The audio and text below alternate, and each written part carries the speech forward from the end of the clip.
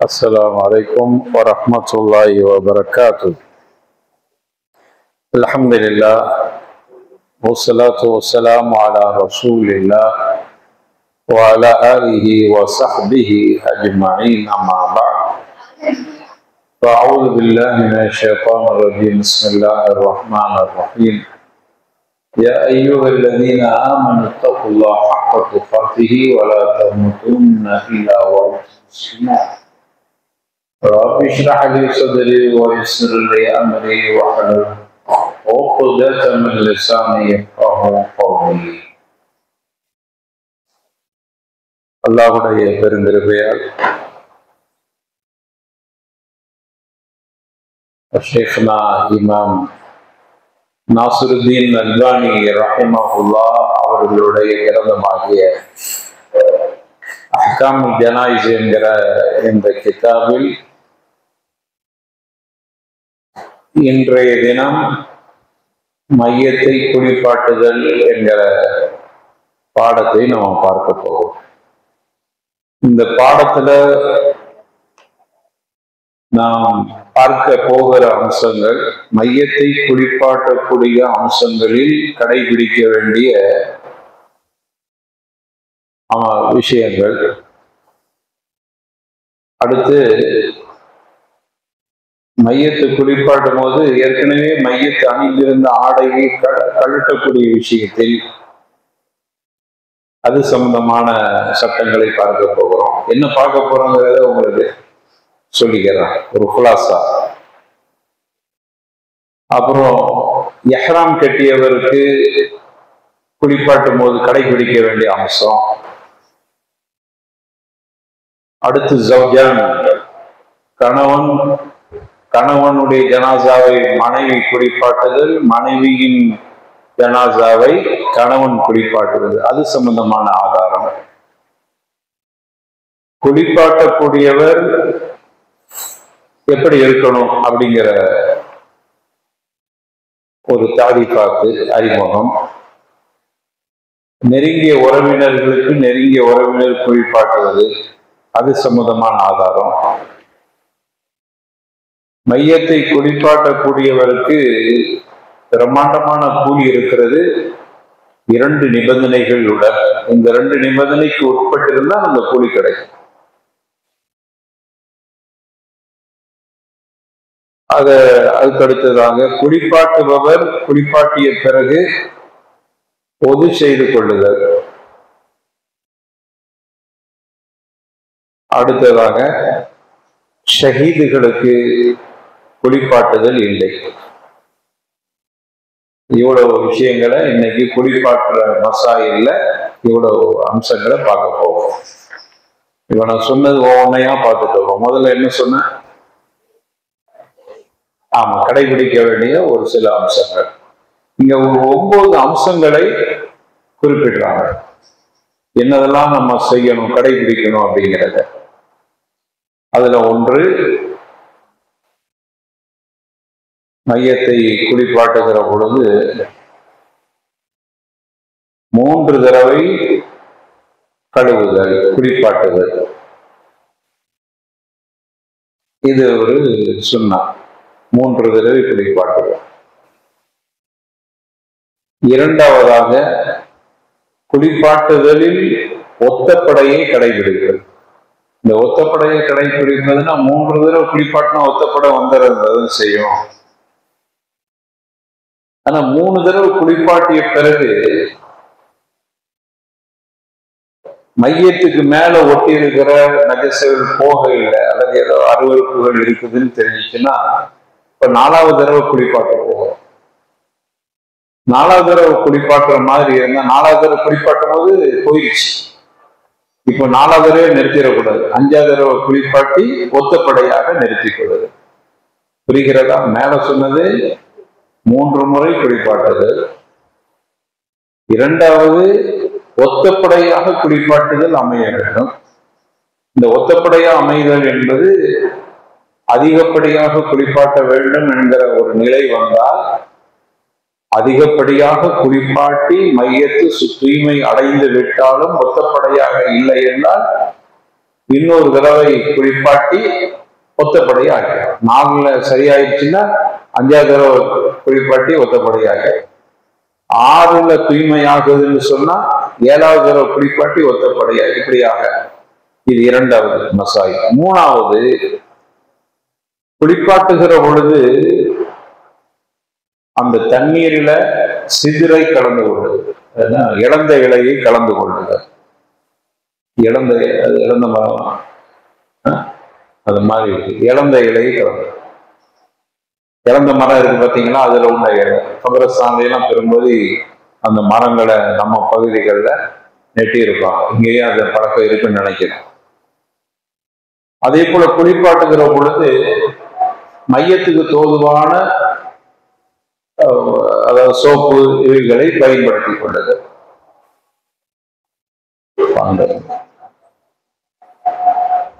3 சொல்லிக்கிறோமா?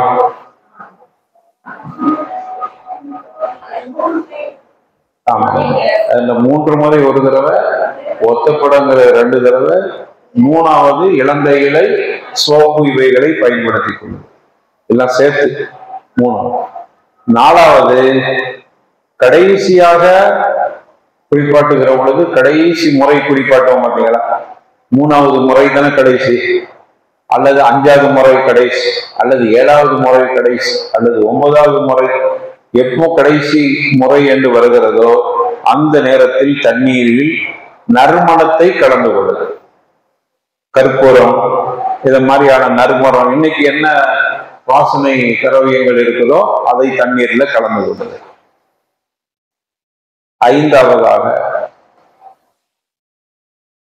மையத்து சடை இருக்குது, கொண்டை இருக்கிறது என்றால் அதை அவிழ்த்து தலையை கழுகுது.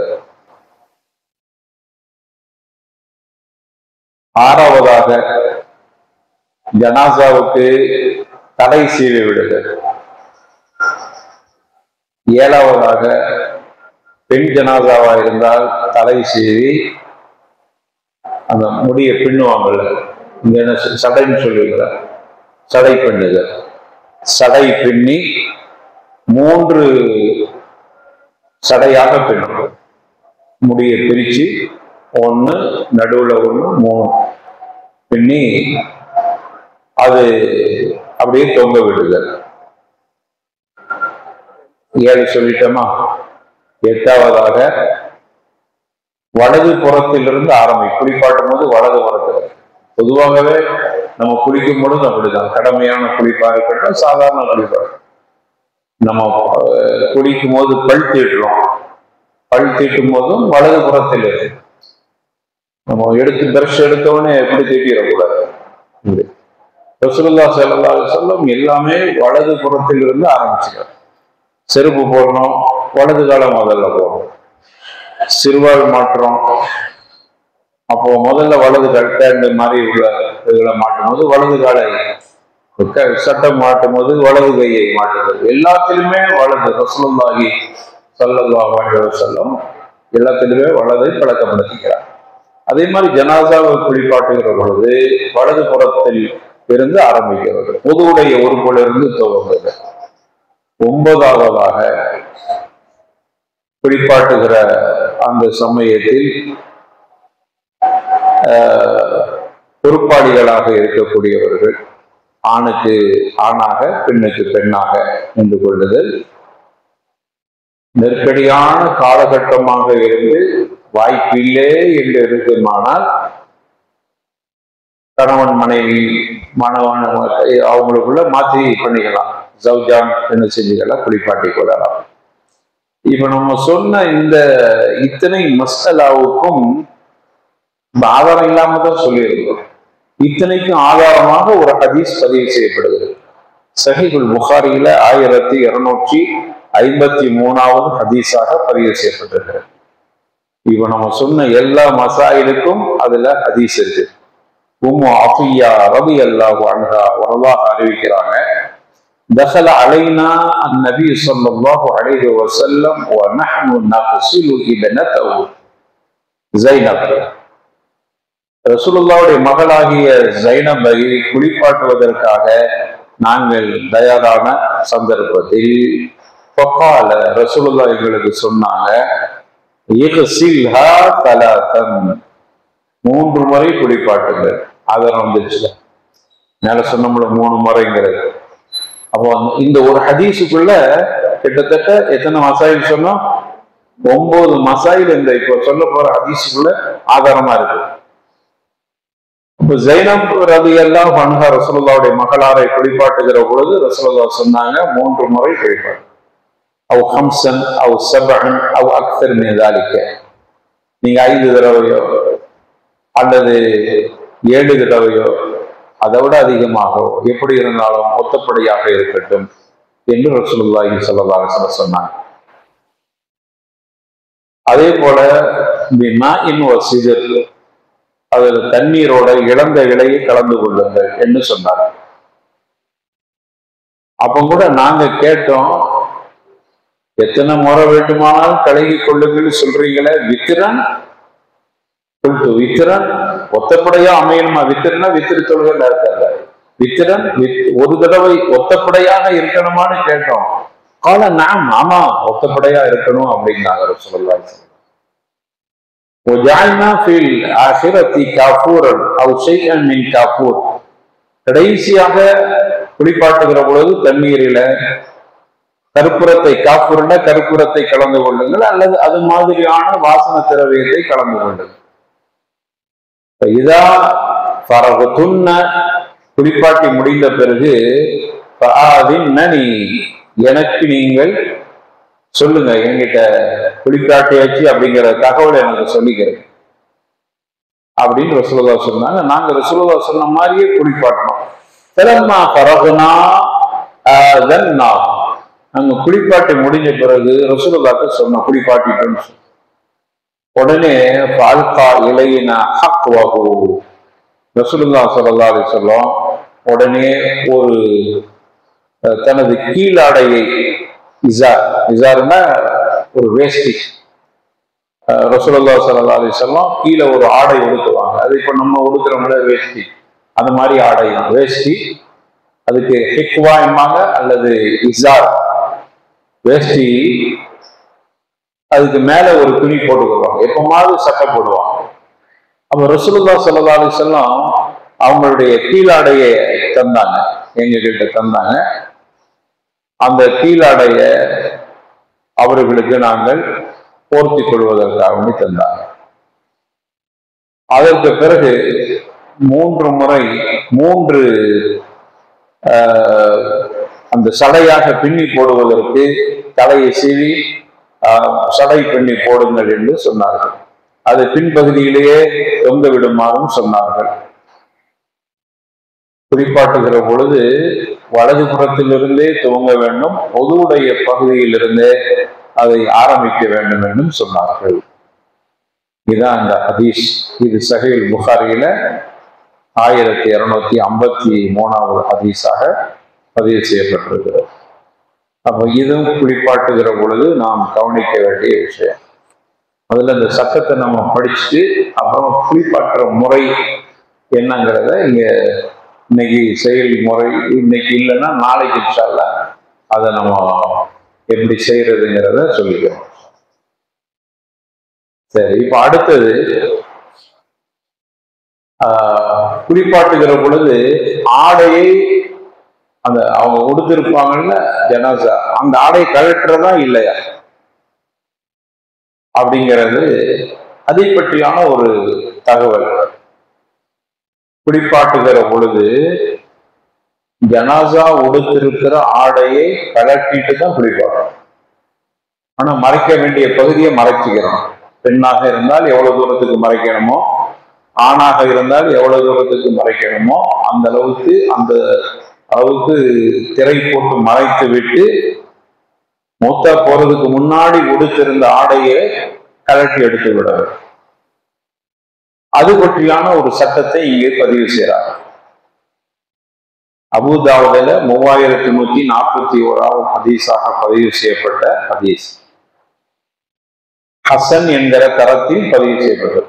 ஹசன் தெரியுங்க, இந்த ஹதீஸ் ஹசன் என்கிற தரத்தில் யாவும் இருக்கிற ஹசன் என்றால் ஒரு ஆள் சொல்லுங்க. ஹசன் என்ன?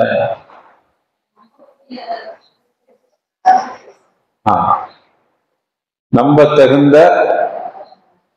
முழுமையாக சஹீஹுக்குண்டான நிபந்தனைகளில் ஒன்று முழுமையாக நம்ப தகுந்தவர் அப்படின்னு சொல்லக்கூடிய அளவில் இல்லாம நம்ப தகுந்தவர் என்பதும் நம்ப தகாதவர் என்பதும் சம அளவில் இருக்கிறதுக்கெல்லாம் ஹசன் என்கிற தரத்தில் இமாம் அல்பானியுடைய கருத்து, இன்னும் பல அறிஞர்களுடைய கருத்து ஹசன். அப்ப இந்த ஹதீஸ் அதே மாதிரியான ரெண்டு அளவுல சம அளவில் இருக்கிறது. இந்த ஹதீஸ்ல ஆயிஷா ரலியல்லாஹு அன்ஹா அறிவிக்கிறாங்க, லம்மா அராது ரஸூலன் நபி ஸல்லல்லாஹு அலைஹி வஸல்லம், ரசூலுல்லாஹ்வை குளிப்பாட்டுவதற்கு சஹாபாக்கள் ஆயத்தமா இருக்கும்போது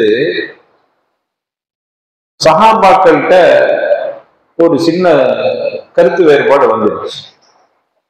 வல்லாஹி மா நத்ரி அனுஜர்ரிது ரசூலுல்லாஹி ஸல்லல்லாஹு அலைஹி வஸல்லம் மின் சியாபிஹி கமா நுஜர்ரிது மௌதாரா, நம்மளில் மரணித்தவருக்கு ஆடையை கலட்டி விட்டு குளிப்பாட்டுற மாதிரி ரசூலுல்லாஹ்வுக்கு அவங்க போட்டிருந்த ஆடையை கலட்டிட்டு தான் குளிப்பாட்டணுமா அல்லது அந்த ஆடை இருக்கவே குளிப்பாட்டுறதா அப்படின்னு எங்களுக்குள் ஒரு சின்ன கருத்து வேறுபாடு வந்து, குளிப்பாட்டா இருக்கக்கூடிய அந்த சஹாபாக்கள், அந்த அறையில நிற்கக்கூடியவங்க, ஆயிஷாவுடைய வீட்டுல தானே வஃபாத்து, அதே இடத்துலதான் அவர்கள் அடக்கப்பட்டிருக்கிறாங்க, அந்த இடத்துலதான் குளிப்பாட்ட போறாங்க.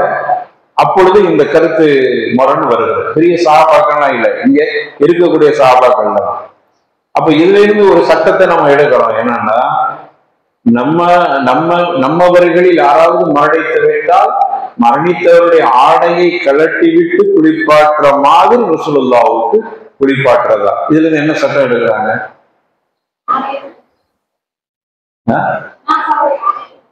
நம்மவர்களுக்கு ஜனாசாவுடைய மூத்தாய் போயிட்டா அவருடைய ஆடையை கலட்டணுங்கிற சட்டம் அதுல இருக்குது. அதென்ன வடமை, அதென்ன சட்டம். ரசூலுல்லாஹ்வுக்கு என்ன செய்யுது? ரசூலுல்லாஹ்வுக்கு வேற ஏதாவது விசேஷமா சட்டம் இருக்குதா அப்படின்னு அவங்களுக்குள்ள ஒரு கருத்து வேறுபாடு வந்த கொஞ்ச நேரத்துல அதுக்கு தீர்வு கிடைக்கணும்ல. அல்லாஹ் ரப்பல் ஆலமீன் என்ன செஞ்சிட்டாங்கன்னா அவங்களுக்கு தூக்கத்தை உருவாக்கிடும். அப்படி பேசிட்டே இருந்தாப்புல அப்படியே அவர்களுக்கு ஒரு சின்ன குட்டி தூக்கத்தை அல்லாஹ் கொடுப்பான். அவர்கள் அங்கங்க அந்த பகுதியிலே உட்கார்ந்து தூங்கிட்டாங்க, அந்த அறைக்குள்ளே.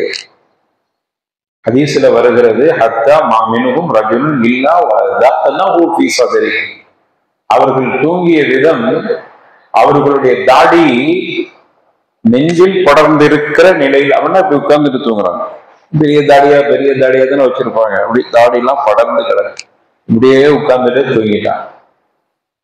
சும்ம கல்லமஹும் முகல்லிமுன் மின் நாஹியத்தில் பைத், பிறகு யாரோ ஒருவர் அந்த வீட்டுக்குள்ள வந்து வீட்டின் ஓரத்துல நின்று ஒரு சப்தம் விட்டு பேசுறாங்க. எல்லாத்துக்கும் அந்த கனவு மாதிரி வருகிறது, எல்லாத்துக்கும் ஒரே மாதிரி கண்டிருக்கிறாங்க. எல்லாரும் அப்படியே தூங்கிட்டாங்க. ஆனா ஒரு சப்தம் வருது. எப்படி வருதுன்னா, நிகுசிலுன் நபிய ஸல்லல்லாஹு அலைஹி வஸல்லம் அலைஹி சியாபுஹு, அவ்வளவுதான். நபிகள் நாயகத்தை குளிப்பாட்டுகிற பொழுது அவர்கள் உடுத்திருக்கிற ஆடையோடையே குளிப்பாட்டுங்கள் அப்படின்னு ஒரு சப்தம். நாங்க எல்லாரும் வகாமு இலா ரசூலில்லாஹி ஸல்லல்லாஹு அலைஹி வஸல்லம் ஃபகஸலுஹு, நாங்க எல்லாரும் அப்படியே முழிச்சிட்டோம். முழிச்சிட்டு கேட்கிறோம், எங்களுக்குள்ளேயே பேசிக்கிறோம். நானும் அதே சத்தத்தை கேட்டேன், எல்லாரும் ஒரே மாதிரியான சத்தத்தை கேட்டிருக்கிறோம். அப்புறம் முடிவுக்கு வந்துட்டாங்க, பிரச்சனை தீர்ந்து விட்டது. இப்போ வஹி வர்றதுக்கு வாய்ப்பு இல்லை, ரசூலுல்லாஹ் மௌத். அப்போ ஒரு வகையான ஹாத்தி, ஒரு வகையான அசரீத சப்தம். அதோட நாங்க எல்லாரும் முடிச்சிட்டோம். முடிச்சுட்டு ரசூலுல்லாஹ்வுடைய ஆடையை இருக்கவே குளிப்பாங்க. ரசூலுல்லாஹ்வுக்கு மட்டும் விசேஷம் இருந்தது, ஆடை கலட்டவில்லை. அலைஹி கமீசுஹு யுஸுப்புல் மா யுஸுப்புனல் மா, சட்டைக்கு மேலேயே தண்ணியை ஊற்றணும். ஒரு சட்டை போட்டு இருந்திருக்கிறாங்க, சட்டைக்கு மேலேயே தண்ணியை ஊற்றணும்.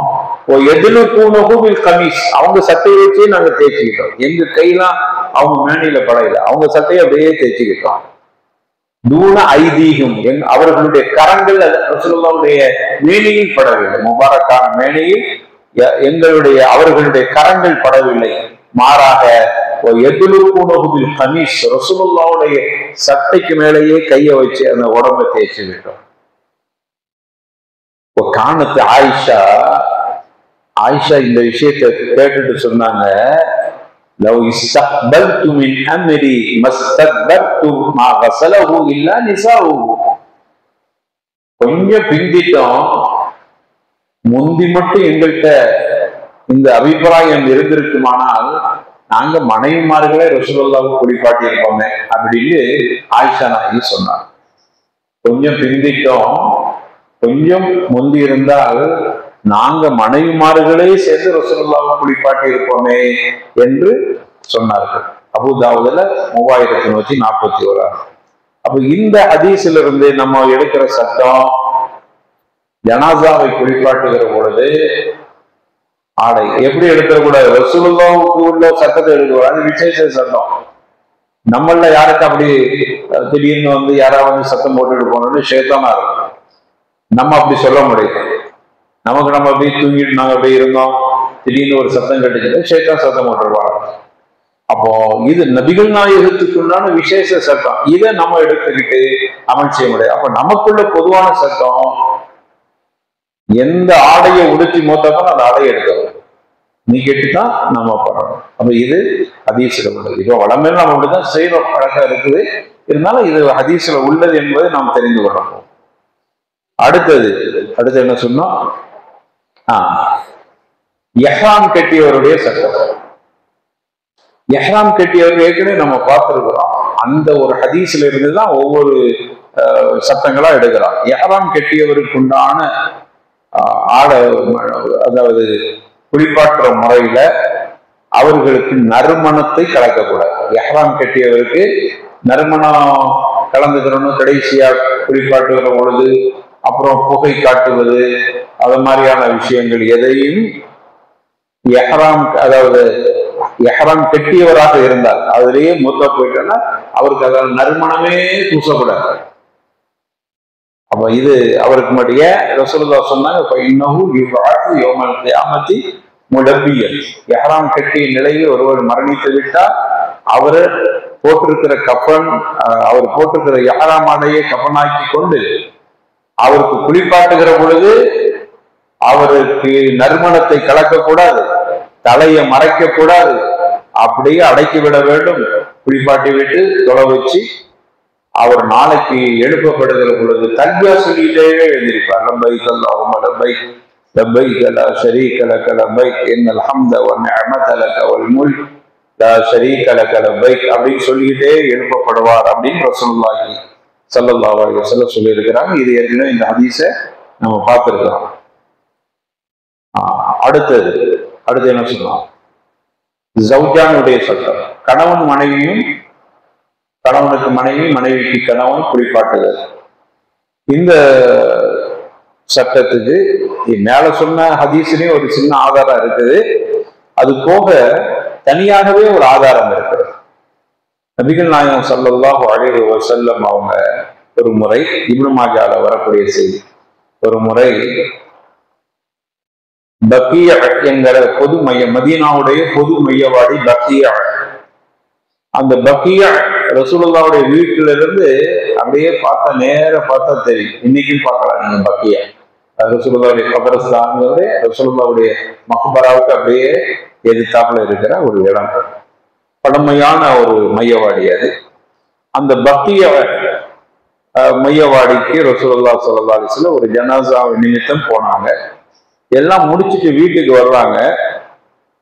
அப்போ ஆயிஷா நாயகி சொல்றாங்க, தலைவலி கடுமையா இருக்கு, வாரசா அப்படிங்கிறாங்க. ரொம்ப எனக்கு தலை வலிக்குதே அப்படிங்கிறாங்க ஆயிஷா நாயகி. அப்ப ரசூலுல்லாஹ் சொன்னாங்க, எனக்கும் தலைவலிக்குது, ரசூலுல்லாஹ்வுக்கும் தலைவலி, ரெண்டு பேருக்குமே தலைவலி. அப்படி சொல்லிட்டு இருக்கும்போது ரசூலுல்லாஹ் ஒரு வார்த்தையை சொன்னாங்க, மா வர்றக்கி, இந்த தலைவலியால உனக்கு எந்த பிரச்சனையும் வராது. லவ் மித்தி, ஒரு கால் லவ் மித்தி கபலி ஃபகஸல்துகி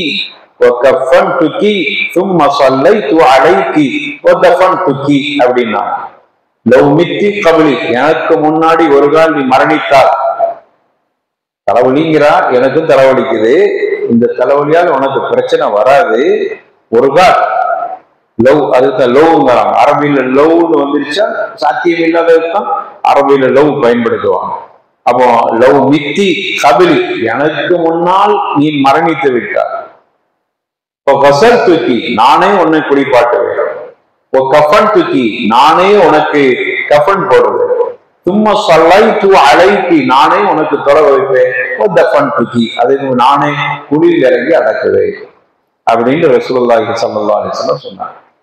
இதுல ரசூலுல்லாஹி ஸல்லல்லாஹு அலைஹி வஸல்லம் ஒரு கணவன் மனைவி குளிப்பாட்டலாம் என்பதை இதன் மூலமாக நமக்கு அறிவிக்கிறார். அப்ப இது ரொம்ப தெளிவா இருக்கு. இந்த ஆதாரத்தை வைத்துதான் கணவனுக்கு மனைவி, மனைவிக்கு கணவன் அந்த ஆளுமை இருக்குமான, மனைவி மூத்தா போயிட்டா அவருக்கு பெரிய ஒரு கணவன் மரணித்தால் ஒரு பெண்ணு கணவன் இல்லாம சமாளிச்சுக்கலாம், எவ்வளவு காலத்துக்கு இருக்கலாம், மாவகட்ட இருந்துக்கலாம், பிள்ளைகள்கிட்ட இருந்துக்கலாம். ஆனா ஒரு ஆணை பொறுத்தவரையில மனைவி முந்திட்டான்னா அந்த ஆண் பெரிய கஷ்டப்படுவார், அவருக்கு மிகப்பெரிய இழப்பு.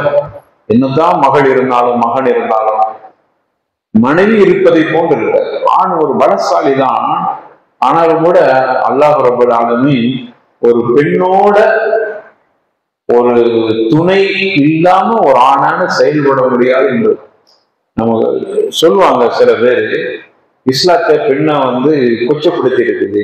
எதை வச்சு சொல்லுவாங்கன்னா, பெண்ணை பற்றி ரசூலுல்லாஹி ஸல்லல்லாஹு அலைஹி வஸல்லம் சொல்லும் பொழுது புத்தி குறைஞ்சவங்க பெண் கோச்சிக்கிறாங்க.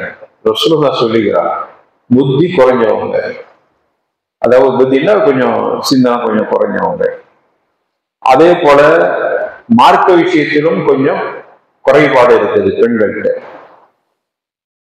இப்படி இஸ்லாம் சொல்லுது பாருங்க, பெண்ணை இது கேவலப்படுத்துறதுக்கு சொன்னது. எதுக்கு சொன்னதா இருக்கும்? இப்படி சொன்னது கேவலப்படுத்தின மாதிரி இருக்குல்ல, எதுக்கு சொன்னதா இருக்கு? இப்ப நான் சொன்னது புகாரில வர சரி, எதுக்கு சொன்னதா இருக்கும்?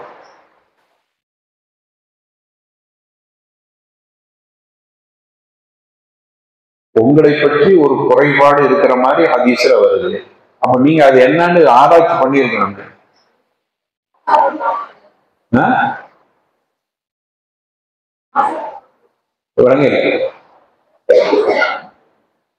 இல்ல, அதான் ஏன் சொன்னாங்கன்னு கேட்டேன். உங்களுக்கு கேவலப்படுத்துறதுக்கு சொன்னாங்களா? அதே போல இன்னொன்னு சொன்னாங்க, ஒரு பெண் பூனனா படைக்கப்பட்டிருக்கிறாங்க. ஏன் அப்படி சொல்றது? இதெல்லாம் உங்களை அசிங்கப்படுத்துற மாதிரி இருக்குல்ல. நீங்க இஸ்லாத்துல இருக்கிறதுனால இல்ல இல்ல அப்படின்னு சொல்லக்கூடாது. மேலோட்டமா பார்த்தா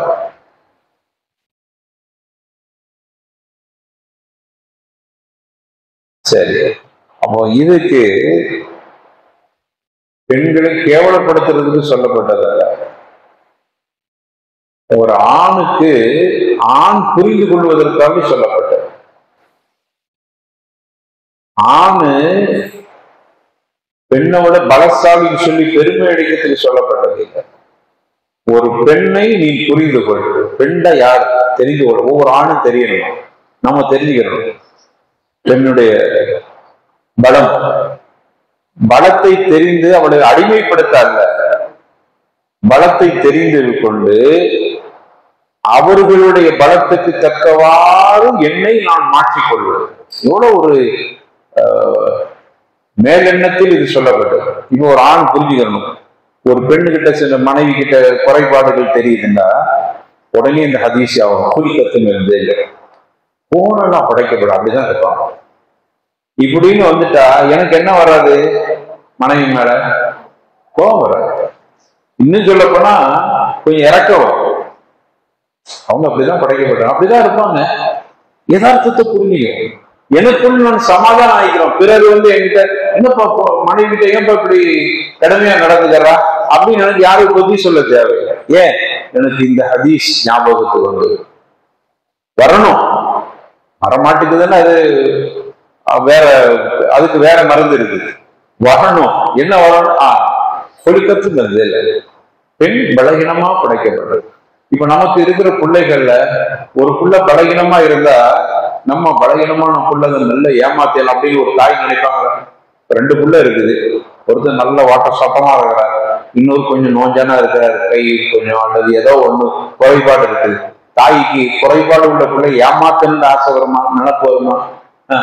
என்ன நடக்கும்? அது எது செய்தாலும் அந்த புள்ள இது எப்படியோ அப்படித்தான் நீங்க ஆண் இதுக்குத்தான் சொல்லப்பட்டது.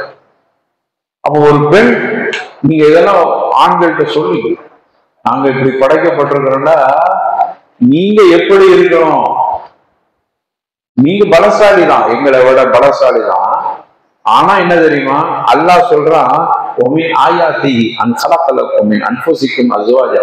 பாடத்துக்கு கொஞ்சம் சம்மந்தம், பாடத்தை விட்டு தூரமா இருந்தாலும் இது சம்பந்தமா தெரிஞ்சுக்கிறதுக்காண்டி சொல்றேன். ஆயாத்தி அன்சலக்கலக்கும் அன்பசிக்கும் அசுவாஜன் லித்தஸ்குனு இலையா. நீங்க பலசாலி தான். ஒரு ஆணுக்கு அமைதி யாருக்கிட்ட இருக்கா? லித்தஸ்குனு இலையா. பலசாலியான ஆண் பலகீனான்னு நீங்க நினைக்கிற பெண்ணுகிட்ட தான் அமைதியே இங்கதான், இங்க இருந்தா வர வேண்டியது. இப்ப யாரு பலசாலி? அப்படி ஆகி போகுதுல. இங்க உங்களை அசிங்கப்படுத்துவதற்கு இந்த மார்க்கத்துல எப்படிலாம் சொல்லப்படவில்லை. ஒரு பெண்ணை புரிந்து கொள்ளுது. நானும் பெண்ணை திருமணம் பண்ண முன்னாடி ஒரு பெண்ணை யார் அப்படின்னு புரிஞ்சுக்கிட்டேன்னு வைங்க, அந்த பெண்ணுகிட்ட எப்படி நடக்கணும்னு தெரிஞ்சுக்கிறோம். அதுதான் புத்திசாலி. இதை நிறைய பேர் நம்ம தெரியாதனாலதான் ஆண் பலசாலி, பெண் பலகீனம். பலசாலி எல்லாம் பலகீனமானவங்களை அடக்கி அவங்க மேல ஏறி சவாரி பண்றதுதான் அப்படின்னு ஒரு ஆண் நினைச்சா தப்பா போகும். பொதுவா நம்ம பகுதியில் அப்படி இருக்காது. பெண்கள்கிட்ட தான் ஆண்கள் கொஞ்சம் இதா போக வேண்டியது. ஏன்னா பெண் வீட்டுல தான் நம்ம இருக்கிறோம். அது நம்முடைய குறைபாடு. அது கொஞ்சம் நம்ம சொல்லாம போக முடியாது, மலிக்கிட்டு போக முடியாதனால. அப்போ இந்த இடத்தில் நாம் சிந்திக்கக்கூடிய விஷயம், ஒரு பெண்ணுக்கு அல்லாஹ் அவ்வளவு பெரிய ஒரு ஆற்றலை கொடுத்திருக்கிறான். அப்ப இங்க ஒரு பெண்ணு அதற்கான தைரியமும் அதற்கான ஆற்றலும் இருக்குமானால் கணவனு குறிப்பாட்டாங்க. இருந்தாலும் பெண்ணுக்கு கணவன் மூத்தா போயிட்டாங்கன்னா கொஞ்சம் அந்த அளவுக்கு தைரியம் இருக்காது. ஆனா ஆயிஷா நாயகி சொல்றாங்க, கொஞ்சம் முந்தி நாங்க எங்களுக்கு மட்டும் இந்த தகவல் முந்தி கிடைச்சிட்டா நாங்களே வந்து குறிப்பாட்டி இருப்பாங்க. அப்ப அவங்க அந்த அளவுக்கு தைரியம் இருக்கு. இத்தனைக்கு ஆயிஷா ரசூலுல்லாஹ் மேல அவ்வளவு பெரிய, அவங்க மேல அவ்வளவு மஹப்பத் வச்சிருக்கு. ஆயிஷா கிட்ட போய் கேட்கிறாங்க, உங்க கணவனோடு நீங்க வாழ்ந்த சம்பவங்களில் உங்களுடைய வாழ்க்கையில் மறக்க முடியாத ஒரு செய்தி இருக்குமானால் சொல்லுங்களேன். ரசூலுல்லாஹ்ட்ட வாழ்ந்தீங்கல்ல, வாழ்க்கையில மறக்க முடியாத சம்பவம் இருந்தா சொல்லுங்க. நம்ம மோமாமார்கள் மூத்தா போயிடுவாங்க, மாப்பிள்ளை மூத்தா போயிருந்தா நீங்க கம்மாமாரு, கம்மான்னு சொல்லிக்கலாம், மோமான்னு சொல்லி மோமா கிட்ட போய் அப்பா மூத்தா இருந்தாங்கன்னா பாக்கெட் அப்பாவா அல்லது கண்ணு அப்பா வைக்கிறேன். நம்ம அப்பா கூட வாழ்ந்தது இல்லை, மறக்க முடியாத ஒரு சம்பவத்தை சொல்லுங்கன்னா மோமா என்ன சொல்லுவாங்க? உங்க அப்பாவை புரிஞ்சுக்கிறதே முடியல அந்த மனுஷன். ஆனா ஆயிஷா நாயகி சொல்றாங்க, நபிகள் நாயகத்தோடு நீங்க வாழ்ந்த காலத்தில் மறக்க முடியாத ஒரு சம்பவத்தை சொல்லுங்கள். நச்சின் பதிவு செஞ்சார். இப்னு ஹிஷாம் தங்களுடைய வரலாற்றை பதிவு செஞ்சிருக்கிறாங்க இந்த செய்தியை. நச்சின் ஒரு பதில சொல்றாங்க, நபிகள் நாயகத்தோடு நான் வாழ்ந்த சந்தர்ப்பத்தில் மறக்க முடியாத சம்பவம் என்றால், நபிகள் நாயகம் மரணிக்கிற நேரத்தில் என்னுடைய நெஞ்சு பகுதியில் சாய்ந்திருந்தார். கடைசி நேரம் அப்படி சாய்ந்திருந்தார். எனது அறைக்குள் எனது சகோதரர் அப்துல் ரஹ்மான் அறைக்குள் வருகிறார். ஆயிஷா நாயகுடைய சகோதரர்.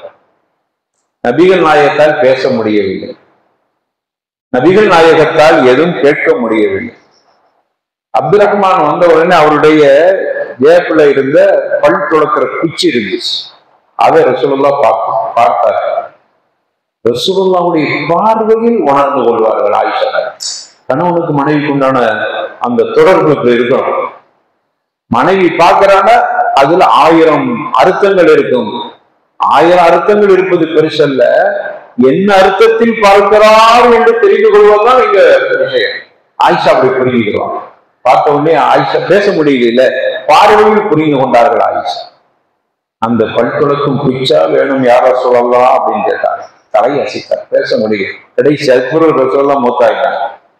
உடனே அந்த குச்சை எடுத்து கையில கொடுத்துட்டாங்க. வாயில வச்சாங்க, பல் தீட்ட முடியல. ஆயிஷா கேட்டாங்க, மீண்டும் கேட்கிறாங்க, பல் துளக்க முடியலையா? கேள்வியெல்லாம் கேட்கல பாருங்க, புரியுறாங்க. ரசூலுல்லாஹ்வுடைய நிலையை புரியுறாங்க. பல் துளக்க உங்களுக்கு முடியல அப்படிலாம் கேட்கல. ரசூலுல்லாஹ்வே பல் துளக்க குச்சி கொஞ்சம் கடினமா இருக்குதா, மென்மைப்படுத்தி கரெக்டுமான்னு கேட்கிறாங்க. உங்களுக்கு பல் துளக்க முடியலன்னு கேட்கல, பல் துளக்க முடியுது, ஆனா யோசிக்கிறாங்க. உடனே ஆயிஷா புரிஞ்சுக்கிட்டாங்க, இந்த யோசனைக்கு என்ன அர்த்தம்டா, இந்த குச்சி கொஞ்சம் கடுமையா இருக்குது, முறமுறந்து இருக்குது, மென்மைப்படுத்தி கரெக்டுமான்னு கேட்டேன். ஆயிஷா நாயகி சொல்றாங்க, பண்ணி கரெக்டுமான. உடனே ரசூலுல்லாஹ் குச்சை தந்தாங்க. நான் எனது வாய்க்குள் விட்டு மென்மைப்படுத்தி அதை கொஞ்சம் கடிச்சு அதை ஈரப்படுத்தி ரசூலுல்லாஹ் கொடுத்தேன். இந்த சம்பவத்தை சுட்டி காட்டுறான். நாம் நபிகள் நாயகத்தோடு மறக்க முடியாத வாழ்க்கையில ஒரு நிகழ்வு என்றால், எனது எச்சிலும் ரசூலுல்லாஹ்வுடைய எச்சிலும் 2 கலந்த அந்த நிகழ்வை இன்று வரைக்கும் மறக்க முடியாது. இப்படி வாழ்க்கை. கடைசி நேரத்துல அவங்க வாயில வச்சுட்டு சவைக்கு பல் தீட்ட முடியாம தந்தாங்களா, அவங்க எச்சிப்பட்டதை எடுத்து நான் வாயில வச்சேனா, நான் மெண்டு அப்புறம் கொடுத்தனா, எனது எச்சிலும் ரசூலுல்லாஹ்வுடைய எச்சில் 2 கலந்த ரீஷ் சொன்னாங்க அரபில. ரீஷ் 2 ரீக்கும் சந்தித்ததை இன்று வரைக்கும் நான் நினைத்து பாருங்க. மறக்க முடியாத சம்பவம். வாழ்க்கை அது மிகப்பெரிய பாக்கியமாக கருதுகிறது. எப்படியான ஒரு வாழ்க்கை பாருங்க, எப்படி புரிஞ்சு இருந்திருக்கிறாங்க. இப்போ புரிதலே தெரியாமல் போய்கிறது. சரி, மையத்து பாடத்துல நம்ம இத பேசுறதுனாலும் பல தகவல்களை தெரிஞ்சுக்கணும் வகுப்புல அப்படிதான். சரி, அப்போ இந்த இடத்தில் ஆயிஷா நாயகி அவ்வளவு தைரியமா இருந்திருக்கிறாங்க அப்படிங்கிறது தெரிகிறது. நபிகள் நாயகமும் இப்போ நம்ம கணவர் நம்மகிட்ட இப்படி சொல்ல முடியாது, நல்லா லேச தலைவலிக்குது, மாப்பிள்ளை பார்த்து சொல்ற, எனக்கு முன்னாடி மூத்தா போயிட்டோம், ஒன்னு அடைக்கி ஒன்னு அந்த அப்படி சொன்னா மனைவி என்ன சொல்லுவாங்க?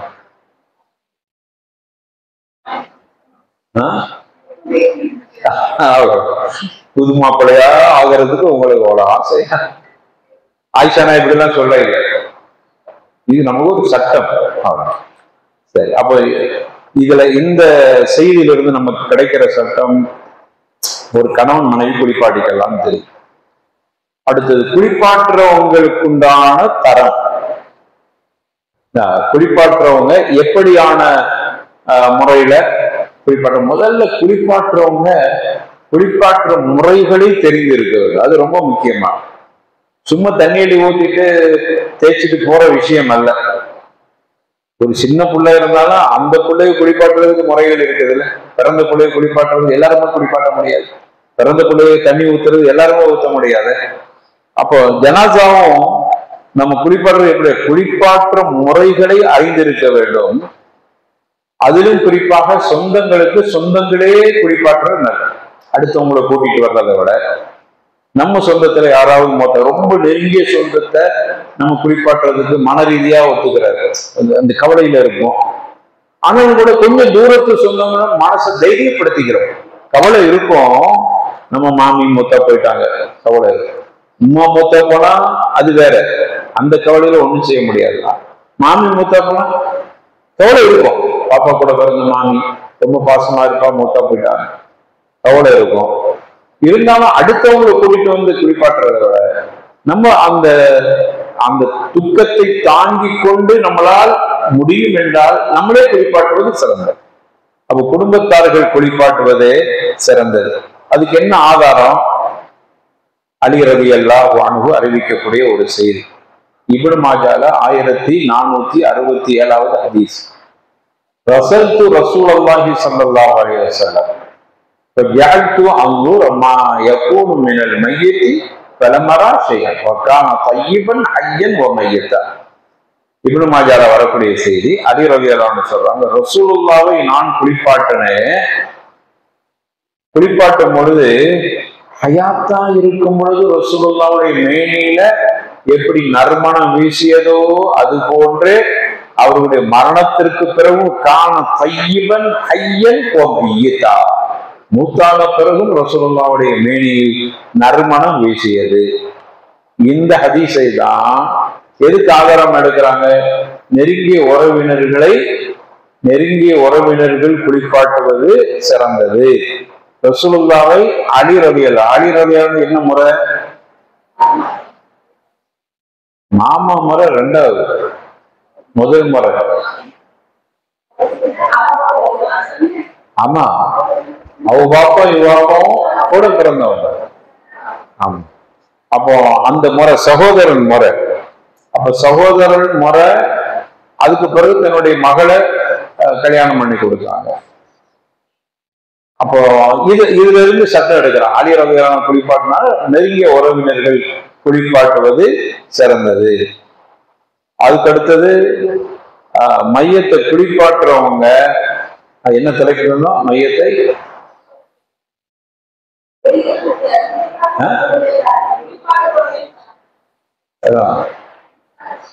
அதுக்கடுத்து தகுதி அது சொல்லியாச்சு. நெருங்கிய உறவுகள் ஆதாரம் சொல்லியாச்சு. கூலி கிடைப்பதற்கு 2 நிபந்தனை. குளிப்பாட்டுறவங்களுக்கு ஒரு தரம் இருக்கிறது.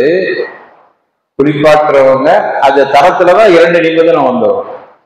அவங்களுக்கு பிரம்மாண்டமான கூலியை வச்சிருக்கிறான். அந்த கூலி கிடைக்கணும்னா 2 ஷரத்து இருக்கு, 2 நிபந்தனை இருக்குது. அதை பார்க்க போறோம். அதுல ஒன்று, குளிப்பாட்டக்கூடியவர் ரசூலுல்லாஹி ஸல்லல்லாஹு அலைஹி வஸல்லம் என்ன சிறப்பு இருக்குதுன்னு பாருங்க. முதல் விஷயம், மன் غسل مسلما وكتم عليه غفره الله 40 مرة. ஒரு முஸ்லிமை யார் குளிப்பாட்ட போகிறாரோ, குளிப்பாட்டி விட்டு குளிப்பாட்டுறவர்களுடைய தரத்தை பாருங்க. கத்தம அலைஹி, ஏதாவது குறைபாடு இருக்கு மையத்துல, அதை மறைத்து கொண்டார். சொல்லல யாருக்கிட்டே வந்து அவங்களை குளிப்பாட்டுனீங்களே, ஏதாவது குறைபாடு இருந்துச்சோ? ஒண்ணுமே சொல்லல, மறைக்கிறார்.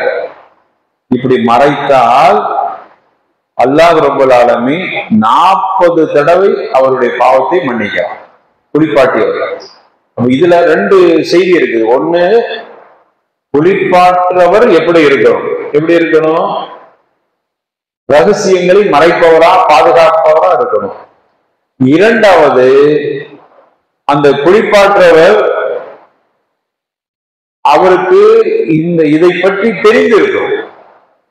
என்ன தெரியணும்னா, அம்மா குறைபாடு இருந்தா வெளியில சொல்லக்கூடாது அப்படிங்கிற தரமும் இருக்கும். இப்படி இருந்தால் அவருக்கு கிடைக்கிற கூலி இந்த ஷரத்து இருந்தாதான் 40 முறை அவருடைய பாவத்தை அல்லாஹ் மன்னிக்கிறார். ஹாக்கிம்ல இந்த செய்தி பதிவு செய்யப்பட்டது.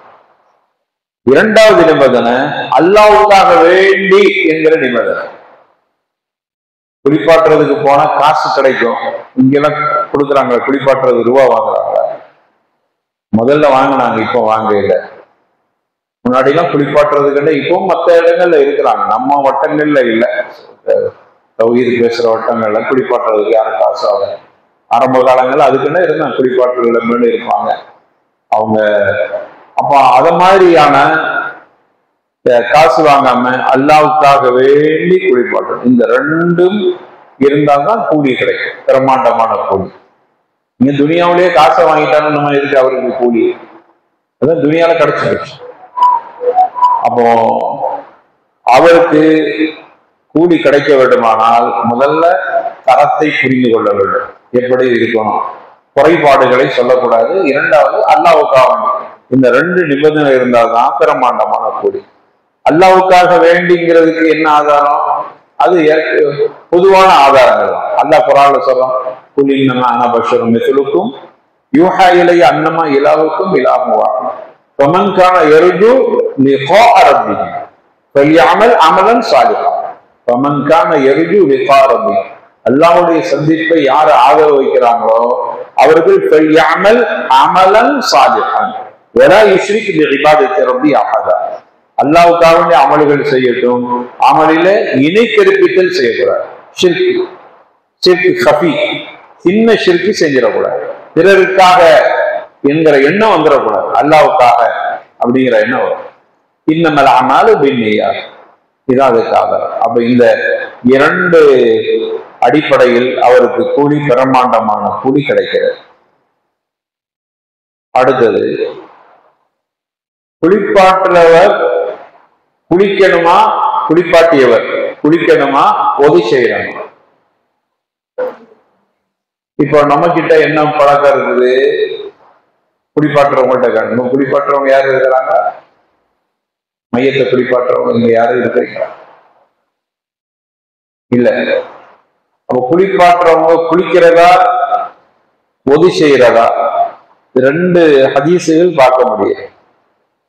குளிப்பாட்டணும், குளிப்பாற்றியவர் குளிக்கணும் அப்படின்னு ஹதீஸ், குளிப்பாட்டியவர் குளிக்க வேண்டும் என்று ஹதீஸ் வருகிறது.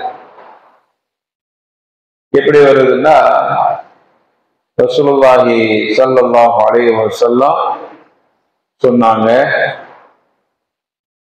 குளிப்பாற்றவர் குளிக்க வேண்டும் என்கிற அந்த செய்தியை சொல்லும்போது,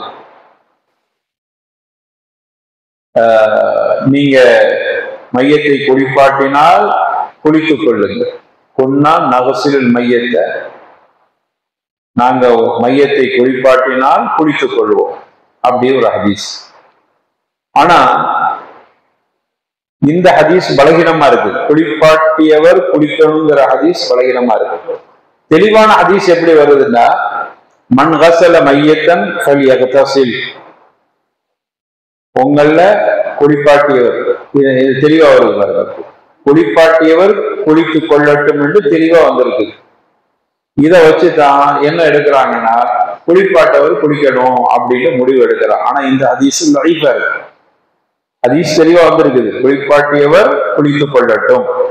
மன் கஸல மையத்தன் ஃபல்யக்தஸில், குளிப்பாட்டியவர் குளித்துக் கொள்ளட்டும். ஆனால் இந்த ஹதீஸ் லைஃப். அப்போ எதெல்லாம் சஹீஹான ஹதீஸ்னு என்ன வந்திருக்குதுன்னா, லைஸ அலைக்கும், இப்படி சொன்னாங்க ரசூலுல்லாஹ், லைஸ அலைக்கும் பிகஸில் மையத்திக்கும், உங்கள குளிப்பாட்டியவர், மையத்தை குளிப்பாட்டியவர் குளிக்க தேவையில்லை. ஏனென்றால் இன்ன மையத்தக்கும், மையத்து லைஸ பிநஜஸ், மையத்து நஜஸ் இல்லையே. பொதுவா செத்ததெல்லாம் நஜஸ், செத்தது எல்லாமே நஜஸ். ஆடு நஜஸா இல்ல? ஆடு செத்துருச்சுன்னா நஜஸா போயிடும். கொம்பு, ஆடு செத்துருச்சு, கொம்பு, ஆட்டுக்கு மேல கொம்பு நஜஸா? ஒரு கொம்புள்ள ஆடு செத்துட்டுன்னா நஜஸுங்கிறோம். தொட்டா நஜஸ், நஜஸ தொட்ட மாதிரி. கொம்ப தொட்டா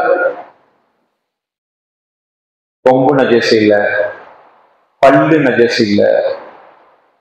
அப்போ ஆடு செத்துட்டா நஜஸ். சாப்பிடுற பொருள்கள் பாருங்க, ஹலாலாக்கப்பட்டது. மீன் செத்துட்டா நஜஸா? செத்து மீன் தானே வருது, நம்ம வெளியெடுத்தால செத்துட்டு. அப்ப மீன் செத்துட்டா நஜஸ் இல்லை. வெட்டுக்கிளி செத்துட்டா நஜஸ் இல்லை, சாப்பிடுறதுக்கு அனுமதி. வெட்டுக்கிளி சவுதி அரேபியானா பார்க்கலாம், துபாயில் அப்படின்னு தெரியல, சவுதியில நம்ம பார்க்கறோம். வெட்டுக்கிளிய ஒரு சீசன்ல வெட்டுக்கிளியா பொத்து நைட்ல விடும். அப்படியெல்லாம் பிறக்கி வச்சு சந்தையில விற்பாங்க. அதை அப்படியே போட்டு தண்ணியில அலசிட்டு மசாலா போட்டு பொரிச்சு சாப்பிடுவாங்க. அழகு அவனுக்கு சாப்பிடுறான். நமக்கு வேணா கொஞ்சம் அருவருப்பா இருக்கலாம், ஆனா அனுமதிக்கப்படும். ரசூலுல்லாஹ் ஸல்லல்லாஹு அலைஹி வஸல்லம் வெட்டுக்கிளிய அனுமதிச்சிருக்கிறாங்க. அப்ப வெட்டுக்கிளி செத்தா நஜஸ். சரி, ஈ செத்து கிடக்குது, நஜஸா? நம்ம பாடத்துக்கு கொஞ்சம் அப்பாற்பட்டதான், தெரிஞ்சுக்கிறோம். ஈ செத்துருச்சு, நஜஸா?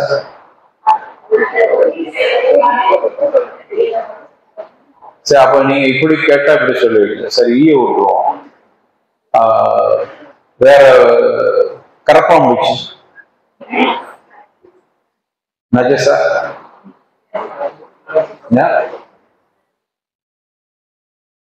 உங்க புள்ள தொழுகிறாரு, ஏப்புக்குள்ள கரப்பாம்பூச்சி செத்து கிடக்குது, தொழுவ கூடுமா? நஜஸ் சுமந்துட்டு தொழக்கூடாதுல்ல, அதான் கேட்கிறேன். இது இப்ப நஜஸா இல்லையா?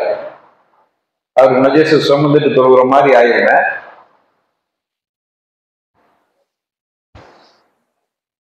சரி, இது நீங்க பொதுவான ஒரு சட்டத்தை புரிஞ்சுக்கிறேன். எதற்கு தானாக ஓடக்கூடிய ரத்தம் இல்லையோ அவைகள் எதுவும் செத்தாலும் நஜஸ் இல்லை. தானாக ஓடுற ரத்தம் தெரியுதா? இன்னைக்கு கரப்பாம்பூச்சி அடிச்சா ரத்தம் பாஞ்சுக்கிட்டு சூழல் அடிக்குமா? அப்படி எதெல்லாம் அப்படி இல்லையோ அதெல்லாம் கொசு அதுல சேர்ந்துடும். கொசுவை கேட்காதீங்க, கொசுவை அடிச்ச ரத்தம் வருது, அது ஓடக்கூடிய ரத்தம் இல்லை, அது குடிச்சு வச்சுக்குது. அப்போ தானாக ஓடக்கூடிய ரத்தம் எதெல்லாம் இல்லையோ இதுக்கெல்லாம் ஓடக்கூடிய ரத்தம். ஓடக்கூடிய ரத்தம் இல்லாத அனைத்தும் செத்துட்டாலும் நஜஸ் இல்லை. இது பொது விதி. பெரிய இந்த பெரிய பாய்ச்சம் வருது பாருங்க, இங்க என்ன சொல்லுவீங்க பாருங்க, கரப்பாம்பூச்சியில பெருசு, அது வளர்ந்து பெருசாயிரும்ல, அது செத்தலாம். அதுல என்ன இல்லை, சைஸ் பெருசு சிறுசுன்னு இல்லை, தானாக ஓடக்கூடிய ரத்தம் இருக்குதா இல்லையா? இல்லைன்னா சரி. இப்போ இன்னொரு சட்டம், நீங்க அப்படி போயிட்டே இருக்கிறீங்க, காக்க உங்க மேல எச்சம் போட்டுருச்சு, உங்க பரதால எச்சம் போட்டு, கருப்பாய்க்கிறத பார்த்து அது போடணும்னா அதுக்கு தோணும், போட்டுச்சு. இப்போ நீங்க தொழுதா போடுமா? அதை உடுத்துக்கிட்டே தொழுகிறீங்க, தொடுமா? ஏன்?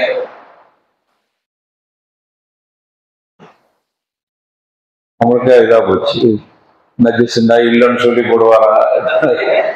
என்னத்தை சொல்றது? நஜஸா நஜஸ் இல்லையா? நஜஸ். சரி,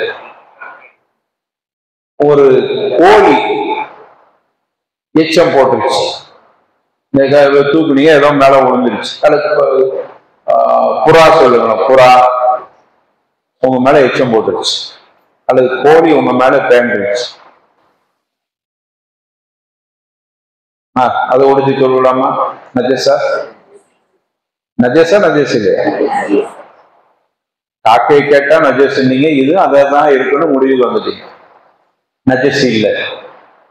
ஏன் நஜஸ் இல்லைன்னா, இப்ப நீங்க இது பொது விதியை புரிஞ்சுக்கிறீங்க.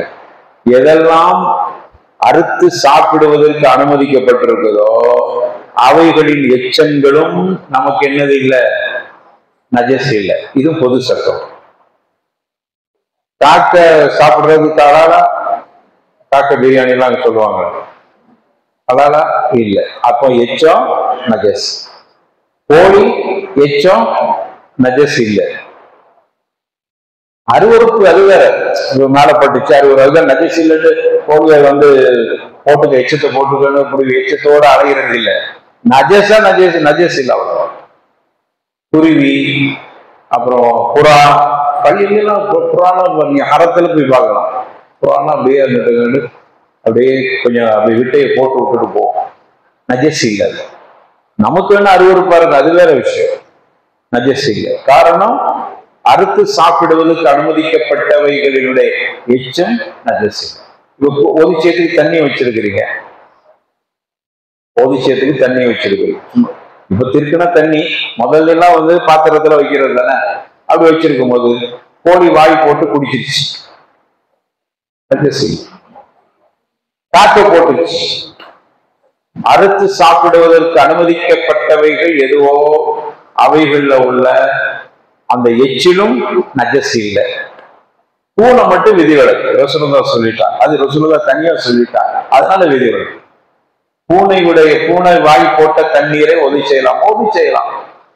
பூனை அறுத்து சாப்பிடுறதுக்கு அனுமதிக்கப்படவில்லையே, ரசூலுல்லாஹ் சொன்னாங்க, தவ்வாஃப்னாங்க, உங்களுக்கு சுற்றி சுற்றி வருகிற பிராணி, அதனால் பூனைக்கு மட்டும் விசேஷ அனுமதி, பூனைக்கு மட்டும் விசேஷம் அனுமதி தந்ததுனால அது தடையில.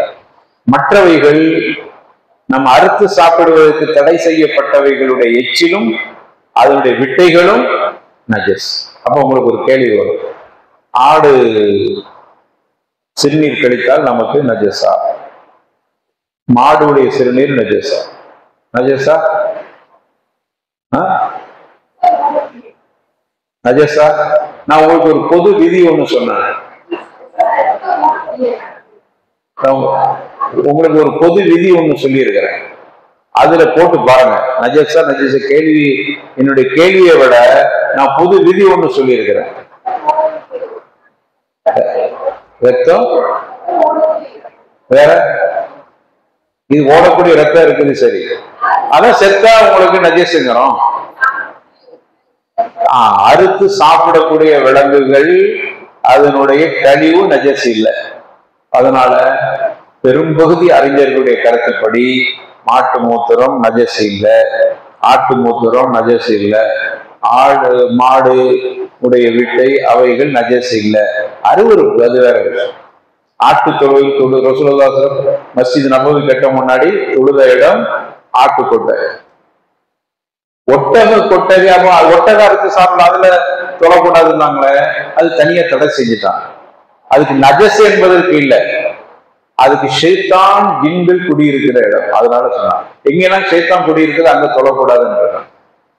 அதுக்கு என்ன ஆகாது, ஒரு பிரயாணத்துக்கு போயிடுவாங்க, பஜ்ருக்கு எழுப்பணும்னு ஒரு கருத்து சொல்லுவாங்க. யாருக்கிட்ட? பிலால் ரலியல்லாஹு பொறுப்பெடு, அந்த ஹதீஸ் தெரியுமா? பிலால் பொறுப்பெடுத்துக் கொள்வார். உங்களுக்கு தெரியுமா? பிலால் பொறுப்பெடுத்துக் கொள்வார்.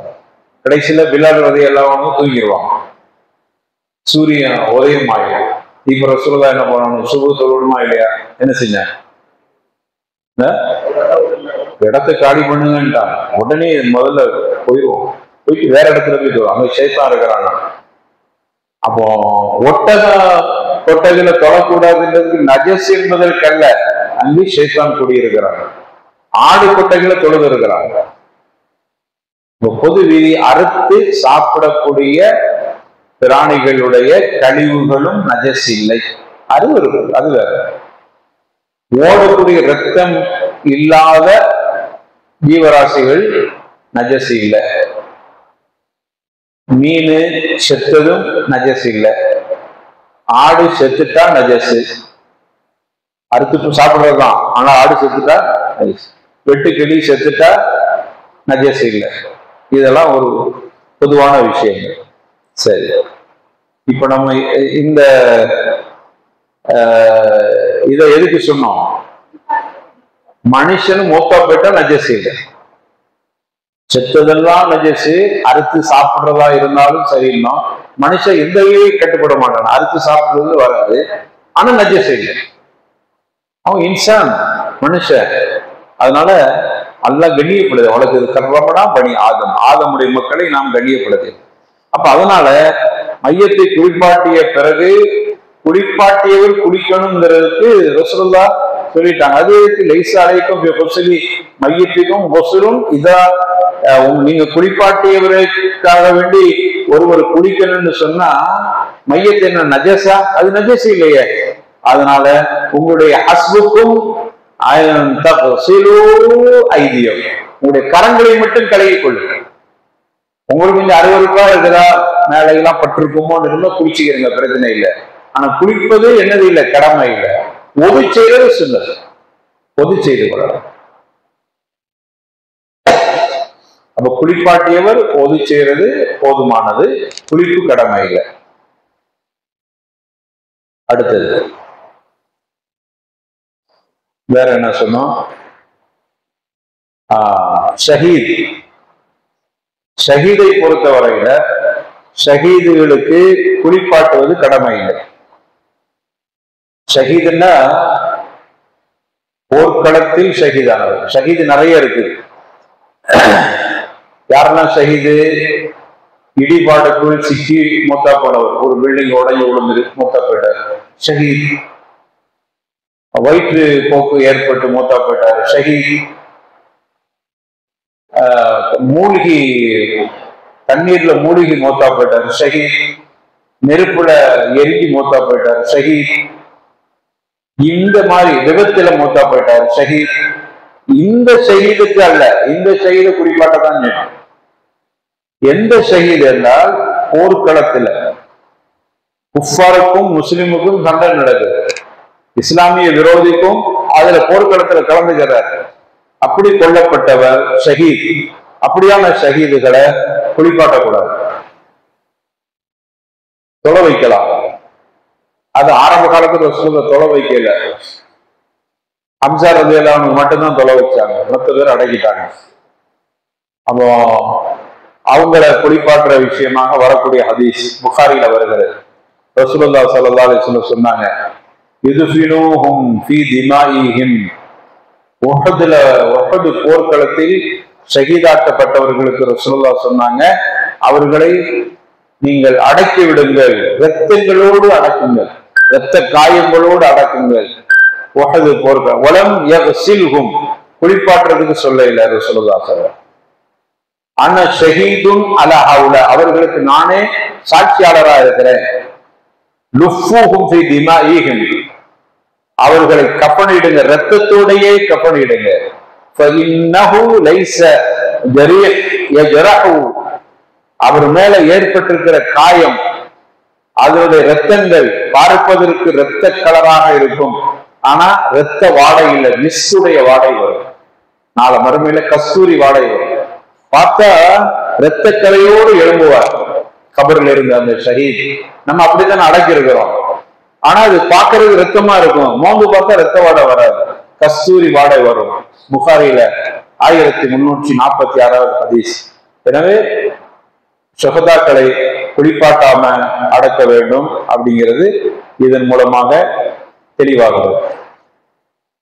அவரு எப்படிப்பட்டவரா இருந்தாலும் சரியே, தன்னுடைய மனைவியோடு அன்று கூடி இருக்கிறார், ஜனாபத்தா இருக்கிறார், ஜனாபத்து கடமை தான். அப்படி இருந்தாலும் சரியே, ஜனாபத்தோடு அடக்கப்பட்டாலும் அவரை மலக்குகள் குளிப்பாட்டிக் கொள்வார். ஒரு மனிதர் இருந்தா, அவர் பேரு ஒரு வித்தியாசமானவர், ஜுலைபீப் என்று கேள்விப்பட்டிருப்பீங்க. ஜுலைபீப் ரசூலுல்லாஹ் ஸல்லல்லாஹு அலைஹி வஸல்லம் அவங்க காலத்துல அபு பர்ஸா அறிவிக்கிறாங்க, ஒரு போர்க்களத்தில் கலந்து கொண்டார் ஜுலைபீப். போர்க்களம் முடிஞ்ச பிறகு ரசூலுல்லாஹ் கேட்கிறாங்க, உங்கள யாரையும் காணோமான்னு கேட்கிறாங்க. போர் வீரர்களை யாரையாவது காணோமா? யாரை காணோமோ அவங்கள தேடி போவாங்க. பார்த்தா அவர் ஷஹீதா இருப்பாரு. அப்போ எல்லாரும் பார்த்துட்டா ஃபுல்லான் ஃபுல்லான் ஃபுல்லான்ங்கிறான், இன்னும் மனுஷனை காணும். போய் பாக்குறாங்க, ஷஹீதா இருக்கிறார். கடைசியில் எல்லாரும் கேட்கிறார், எல்லாத்தையும் கேட்ட பிறகு ரசூலுல்லாஹ் திரும்ப கேட்கிறாங்க, உங்களை யாரையும் காணோமான்னு. இல்ல யார் ரசூலுல்லாஹ், நாங்க தான் சொன்னோமே அவர்களை பார்க்க ஷஹீதாயிட்டாங்க. இல்ல இல்ல இப்போ யாரையும் காணோமான்னு கேட்கிறாங்க.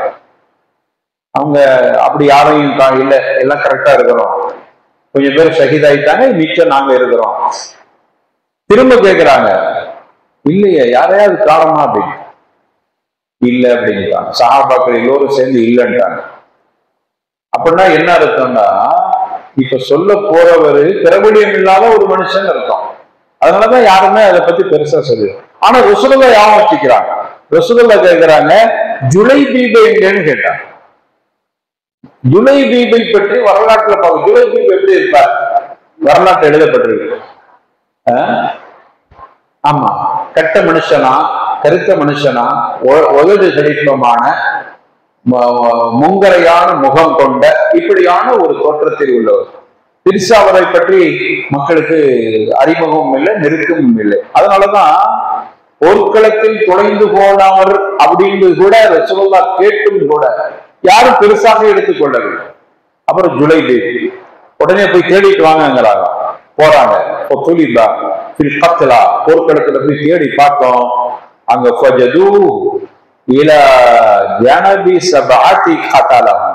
அங்க போய் பார்த்தா 7 பேருக்கு பக்கத்துல இவர் ஒரு ஆளா கிடக்கிறாரு. அந்த 7 பேரு ரசூலுல்லாஹ் விளக்கம் கொடுக்குறாங்க, இந்த 7 பேரோடு சண்டையிட்டு 7 பேரை இவர் கொண்டிருக்கிறார். அதுல யாரோ ஒருத்தர் இவரை கொன்றார். 7 பேரை கொன்ன பிறகு இவர் கொல்லப்பட்டார். ஒரு மனுஷன் 7 பேரை கொண்டுட்டு அப்புறம் ஷஹீதாயிரு. அதை பார்த்துட்டு ரசூலுல்லாஹ் சொன்னாங்க, ஹாதா மின்னி வான மின்ஹு அப்படின்னா. இவரை யாருமே சொந்தம் கொண்டாடுறதுக்கு இல்ல, இப்ப ரசூலுல்லாஹ் சொல்லி எனக்கு சொந்தம்ட்டாங்க. ஹாதா மின்னி, ஹாதா மின்னி, அவரு என்னை சார்ந்தவர், வான மின்ஹு, நான் அவரை சார்ந்தவர். அவர் என்னை சார்ந்தவர், நான் அவரை. 3 தடவை சொன்னாங்க அல்லாஹ்வுடைய. 2 தடவை அல்லது 3 தடவை. அவரை போடுறதுக்கு கட்டில் இல்ல, சந்தூக்கு இல்ல. ரசூலுல்லாஹ் தன்னுடைய கையை இப்படி வச்சாங்க, இலா சாஹிதை நபி ஸல்லல்லாஹு அலைஹி வஸல்லம், கையை இப்படி வச்சாங்க. அவரை அவங்க மேல ரசூலுல்லாஹ்வுடைய 2 கைக்கு மேல ரசூலுல்லாஹ் அந்த உடைதீபை வைக்கப்பட்டன. அப்படியே தூக்கிட்டு போறாங்க. போய் கபர்ல போய் கபர் தோண்டி அவர் அப்படியே அடக்கப்பட்டார். வலம் எதுக்குர் ரஸ்லா, குளிப்பாட்டவில்லை, அப்படியே அந்த இரத்தத்தோடையே அடக்கப்பட்டார். இது முஸ்லிம்ல வரக்கூடிய செய்தி. அப்ப இந்த ஹதீஸ்ல என்ன தெரியுது? ஷஹீதுக்கு குளிப்பாட்டுதல் இல்லை. போர்க்களத்தில் ஷஹீத், அதை தெளிவா எழுதிக்கிறேன்.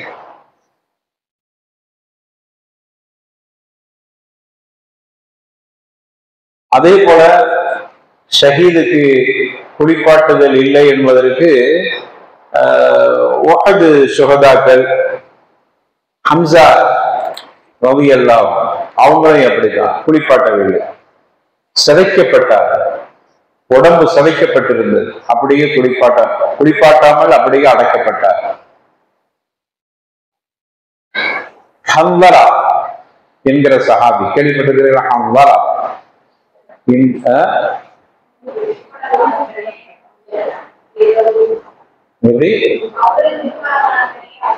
ஆமா, ஹன்லரா என்கிற சஹாபி, ஹன்லரா இப்னு ஆமிர், அபு ஆமிர், இவங்களை பொறுத்தவரையில அன்னைக்குதான் திருமணம் ஆயிருக்கு. இரவு காலையில் போருக்கு வரங்க, ஐயாளல் பெருவுக்குன்னு அழைக்கப்பட்டுச்சு. குளிக்காமவே போர்க்களத்துக்கு போயிட்டாங்க, ஷஹீத் ஆயிட்டாங்க. இன்ன சாஹிபக்கும் தகுதசிலுல் மலாயிகா, ரசூலுல்லாஹ் சொன்னாங்க. அவரை குளிப்பாட்டுறதுக்காக, அவரை அடக்கம் பண்ணவதுக்காண்டி தூக்குறாங்க. குளிப்பாட்டினா தண்ணி வருமா, அத மாதிரி மேல இருந்து ஓடுது. ஆச்சரியப்பட்டுட்டாங்க. இங்க ஷஹீதுகளுக்கு குளிப்பாட்டாம அடக்கணும், ஆனா இவரை தூக்கும் போதே தண்ணி வடியுத. அப்ப ரசூலுல்லாஹ் ஸல்லல்லாஹு அலைஹி வஸல்லம் சொன்னாங்க, அவங்க மனைவிட்ட போய் கேட்டுட்டு வாங்க. அப்ப கேட்கும் போது சொன்னாங்க, இந்த மாதிரி நடந்த விஷயத்த சொல்லிக்கிறாங்க. இன்று இரவுதான் திருமணமாச்சு, ஒன்று சேர்ந்திருந்தோம், அழைப்பு வந்தது, குளிக்காமலே வந்து விட்டார். அப்பதான் சொன்னாங்க, மலக்குகள் இவங்களை குளிப்பாட்டி இருக்கிறாங்க. அப்போ இங்கேயும் குளிப்பாட்டவில்லை, மலக்குகளால் குளிப்பாட்டப்பட்டதுக்கு காரணம் ஜுனுபுடைய குளிப்பு. அப்புறம் ஷஹீதுகளுக்கு குளிப்பாட்டுதல் என்பது கிடையாது. இதுதான் குளிப்பாட்டுற விஷயத்தில் உள்ள மசாயிகள். நம்ம இதோட முடிச்சுக்கிறோம். ஏன்னா நம்ம அடுத்தது கஃபன் சம்பந்தமான பாடம், அது நம்ம நாளைக்கு இன்ஷா அல்லாஹ் விரிவா நடத்துவோம். இப்போ குளிப்பாட்டுற விஷயத்துல சட்டத்தை படிச்சுக்கிட்டோம், அது முறை இன்ஷா அல்லாஹ் நாளைக்கு சொல்லிக்கிறோம். அதுக்கு முன்னாடி இந்த கசப்பு மாத்துறது இருக்கு பாருங்க, கசப்பு மாத்துதல் என்பது நம்ம பகுதிகளில் வளமையா இருக்குது. ஆனா குளிப்பாட்டுறது தாமதம் ஆகிறதுனால கசப்பு மாத்திக்கிறோம். இல்லைன்னு சொன்னா மூத்த போன உடனே நம்ம குளிப்பாட்டுற பழக்கம் நம்ம கிட்ட இருந்துச்சுன்னா குளிப்பாட்டிட்டா உடனே அடைக்கிறோம், தாமதப்படுத்தக்கூடாது. இப்ப குளிப்பாட்டுற பழக்கம் நம்ம கிட்ட இல்லை, தூரத்துல இருந்து வர வேண்டி இருக்குது. சில நேரங்கள் 5 மணி நேரம் ஆயிடுது, 10 மணி நேரம் ஆயிடுது. இன்னைக்கு மொத்தம் நாளை காலையில் அடக்கிறதுன்னு வருது. அப்ப இப்படியான நிலையில மையத்தை அப்படியே வச்சிருந்தோம்னா அது சரியா இருக்காதேங்கிற ஒரு காரணத்துக்காக வேண்டிதான் நாம ஒரு குளிப்பாட்டுற மாதிரி மேல கழுவி அப்படியே லேசா கொஞ்சம் அழுக்குகளை எல்லாம் போக்கிக்கிறோம். அதுக்கு பேர் கசப்பு மாத்துறது. இந்த மாதிரி செய்வது மார்க்கத்துல அப்படி ஒன்றும் சொல்லப்பட இல்லை. இருந்தாலும் தாமதமாக ஆகிற காரணத்தால் அப்படியே வச்சுட்டா துர்வாடை வந்துடும். அப்ப இத மாதிரி செய்யறது அவசியமா இருக்கிறதுனால நம்ம மார்க்கத்துல கசப்பு மாத்திரம் ஒண்ணு இல்லை. குளிப்பாற்றல் தாமதமாகறதுனால அதுக்கு முன்னாடி லேசா ஒரு சில பகுதிகளை கழுவி வச்சுக்கிறோம். அது மையத்தை கண்ணியப்படுத்துறதுக்காக, துர்வாடை வரக்கூடாது என்பதற்காக செய்யக்கூடிய விஷயம். இப்படி நம்ம புரிஞ்சுக்கிட்டா அதுக்கு ஒரு மார்க்க அங்கீகாரம் கொடுக்க தேவையில்லை. ஆனா செய்யாம இருக்க முடியாது. நம்ம உடனே அடைக்கிற மாதிரி இருந்தாங்க கசப்பு மாத்திர தேவை. முத்தா போயிட்டா அடைக்கிற மாதிரி இருந்தா கசப்பு மாத்திரம் ஒண்ணு தேவையில்லை. குளிப்பாட்டி அப்படியே அடைக்கிறவங்க. சரி, இதுல இருக்கட்டும். இன்ஷா அல்லாஹ். அல்லாஹு அலம். வஸல்லல்லாஹு அலா முஹம்மதின் وعلى آله وصحبه أجمعين والحمد لله رب العالمين. سبحانك اللهم وبحمدك أشهد أن لا إله إلا أنت أستغفرك وأتوب إليك.